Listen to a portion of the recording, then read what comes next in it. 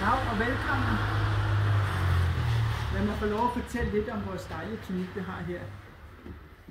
Når du kommer ind, så skal du henvende dig hen i receptionen, hvor enten Robert eller jeg vil skrive dig ind.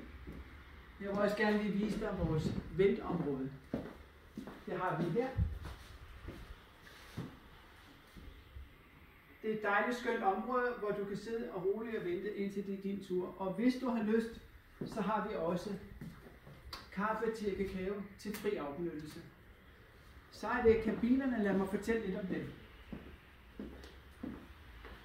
Herinde i kabine 1, der har vi faktisk en laser stående også. Og den benytter vi også til behandlinger her i akupunkturhuset. I kabine 2. Lad mig lige vise, hvordan vores briks er. Det er en stille, stringløse briks, hvor det er, at du kan få det, så du ligger behageligt hele tiden under din behandling. Og så har vi denne her varmelampe, og den varmer fødder og underben, så du aldrig bliver kold. Kabine 3 er en lille smule anderledes. Her er briksen elektrisk, det vil sige, hvis du ikke har det så nemt ved at rejse dig og komme op og ned, så har vi en briks, der kan hæve sig, og den kan sænke sig længere ned, så du kan komme ind, hvis du har problemer ellers. Kabine 4 er lige her rundt om hjørnet.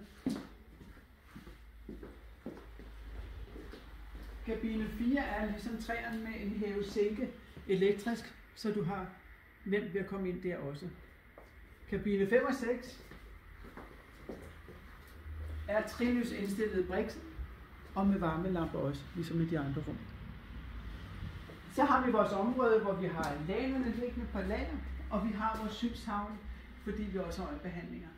Og til sidst herinde, så har vi så vores kontor, hvor vi bruger af med lukket dør og privatliv, kan have vores samtale, hvor vi hører, hvad det er, vi skal hjælpe dig med.